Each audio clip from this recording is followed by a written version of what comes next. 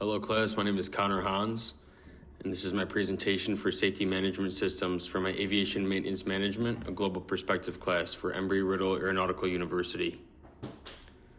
Safety management systems are a framework that help aviation organizations systemically identify and manage safety risks before they lead to incidents. Maintenance environments in particular are vulnerable to errors caused by fatigue, pressure, or lack of communication. That's why SMS is so important. It gives us the tools to be proactive rather than reactive.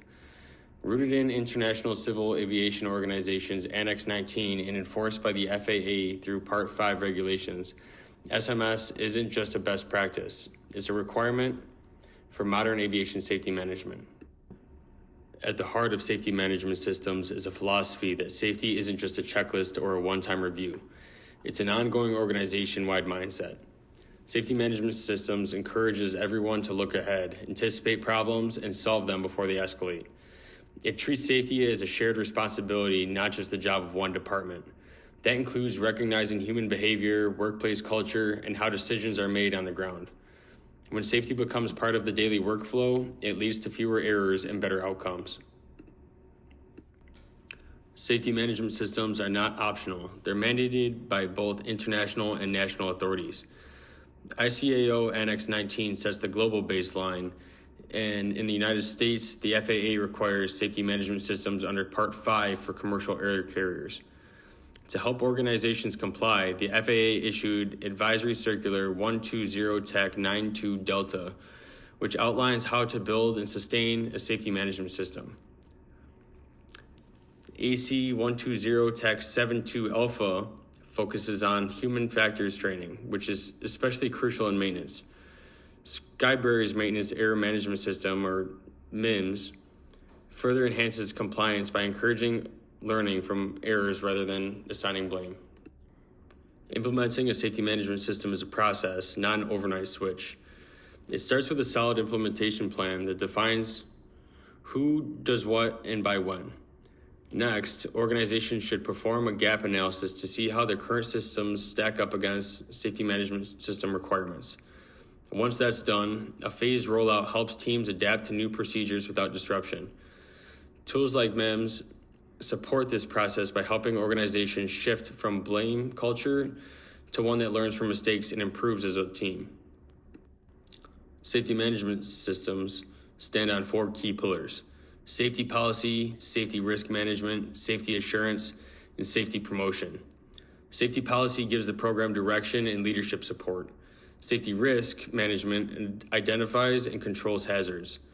Safety assurance ensures those controls are working, and safety promotion builds the knowledge and culture and commitment necessary to make it all stick.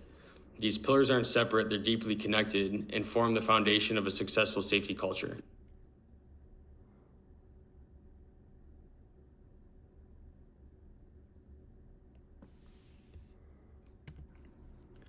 Safety assurance is how we test whether our safety efforts are actually working.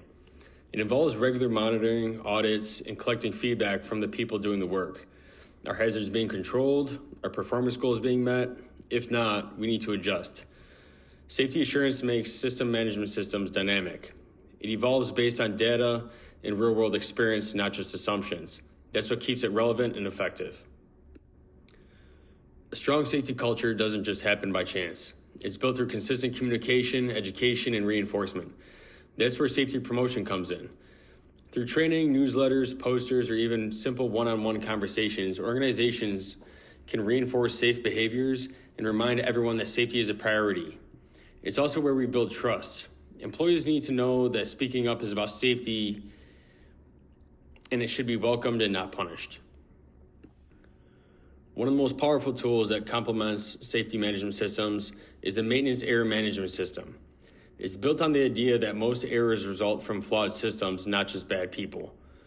The system encourages technicians to report mistakes and near misses without fear so the organization can learn and improve.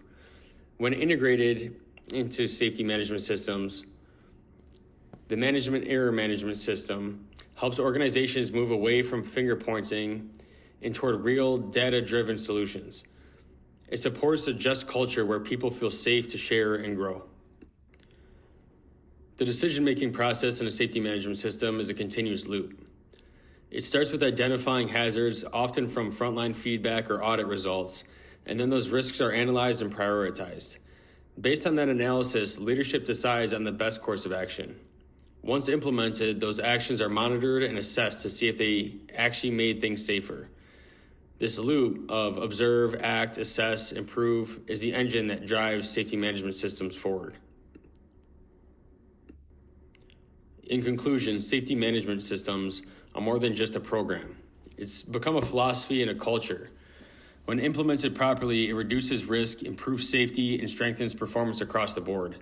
But it only works if leadership supports it and the workforce embraces it. Tools like MEMS and concepts like the Dirty Dozen give us the practical means to manage human error. And continuous improvement ensures that we're always learning, adjusting, and growing. That's how you build a truly safe maintenance operation in the aviation industry. Thanks for listening to my presentation.